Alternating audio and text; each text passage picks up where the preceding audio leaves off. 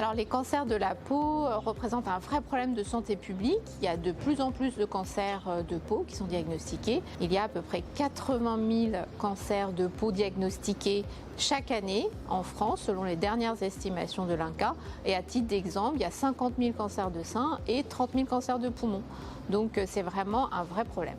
Comment prévenir un cancer de la peau? Il faut savoir que le facteur de risque le plus important des cancers de peau, c'est le soleil. Et la meilleure protection et la meilleure prévention, c'est se protéger du soleil. Pour se protéger du soleil, quelques règles à savoir. Il faut éviter le soleil entre midi et 16 heures. Et la meilleure protection, clairement, reste vestimentaire. Et il faut se mettre une crème solaire d'indice 30 et plus et 50 au mieux sur toutes les zones de peau qui dépassent le vêtement. Il faut changer sa crème solaire d'une année sur l'autre. Et il faut répéter en quantité suffisante, régulièrement dans la journée, la crème solaire pour qu'elle soit protectrice. Alors les cancers de la peau, c'est différent d'un cancer à l'autre. Il y a 3 grandes variétés de cancers de peau. Le carcinome basocellulaire, le carcinome épidermoïde de la peau et le mélanome. Le carcinome basocellulaire, c'est globalement toute tache ou toute papule, tout bouton rosé qui ne disparaît pas. Le mélanome, c'est une variété de cancer de peau qui est plus rare que les deux autres, mais c'est le plus grave aussi. Et en gros, le mélanome, c'est un vilain petit canard, c'est pas un grain de beauté, c'est une lésion qui est marron et qui ne ressemble pas aux autres grains de beauté que l'on peut avoir. La règle pour reconnaître ce mélanome est facile. C'est une règle qui suit les premières lettres de l'alphabet, la règle qu'on dit ABCDE. Donc toute lésion marron de la peau qui est A pour asymétrique, qui a une B bordure irrégulière, C pour plusieurs couleurs, D un diamètre de plus de 6 mm et E qui évolue, doit amener à une consultation dermatologique, comme vous pouvez le voir à côté de moi.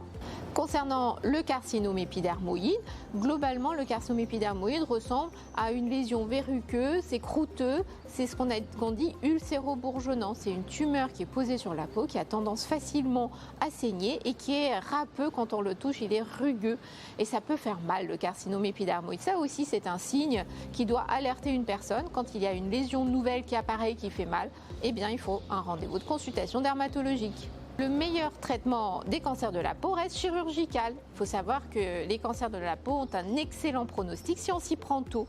Plus on s'y prend tôt, plus il y a des taux de guérison importants. Alors après, il faut savoir que quand les traitements nécessitent des alternatives, c'est possible. Et puis on a de plus en plus de traitements qu'on dit systémiques, qui se prennent par voie générale, soit par comprimé, soit par perfusion.